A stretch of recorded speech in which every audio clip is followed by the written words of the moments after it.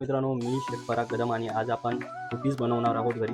तर आपण त्याची रेसिपी जाणून घेऊया, त्याचे साहित्य आणि कृती जाणून घेऊया. आपल्याला साहित्य आहे, व्हॅनिला एसेन्स घेतला आहे आपण, त्यानंतर मैदा घेतला आहे 1 वाटी, 1 वाटी साखर आहे, त्यानंतर 1 वाटी तूप आहे आणि आपण आता कृतीकडे वळत आहोत. गाईज, आपण आता ह्या वाडग्यामध्ये आपण ते तूप घेत आहोत आणि त्याच्यामध्ये आपल्याला तेवढ्याच प्रमाणामध्ये साखर टाकायची आहे. आपण तेवढ्याच प्रमाणामध्ये साखर टाकत आहोत.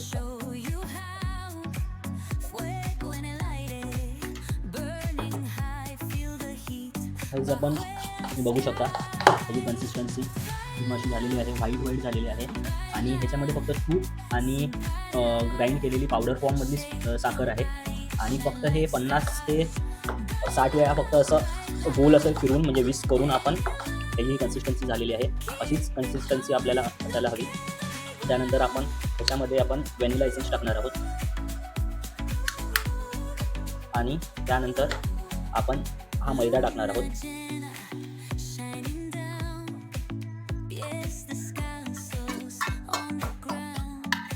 बस तुम्ही बघू शकता. हे बघा, आता मैदा टाकल्याच्या नंतर ह्याला जो टेक्स्चर जो आला आहे म्हणजे हे त्याच्यामध्ये आपल्याला जराही पाणी नाही टाकायचं आहे. ते आपल्याला चांगलं एकजीव करून घ्यायचं आहे आणि ह्याच्यापासूनच आपण कुकीज बनवणार आहोत आपल्या.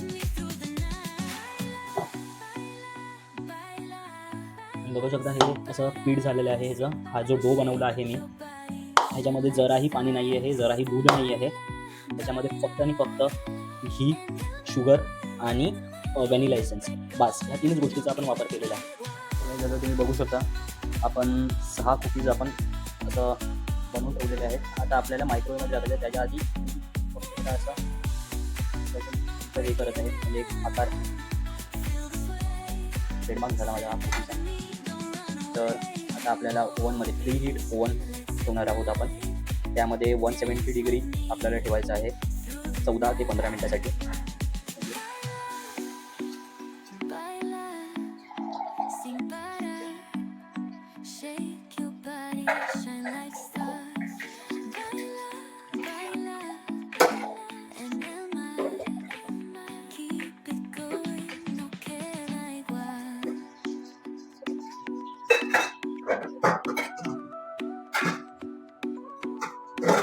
गाईज, तुम्ही बघू शकता ह्या कुकीज रेडी झालेल्या आहेत. आता मी तुम्हाला दाखवतो. ह्याच्यामध्ये जरा येलो कलर आहे गेलेला आणि ह्या व्हाईट ज्या आपण बनवलेल्या त्या बघा, हे जे आपण फोर्कने केलेलं ते ह्याच्यामध्ये जरासं हर्षीजचं सिरप टाकलेलं. बघूया कसं लागतं आहे, हे एकदा ट्राय करूया अशी पण. आणि हे बाकीचे नानकटही तयार आहेत. Thank you for watching guys. Bye. Next व्लॉगमध्ये आपण भेटूया.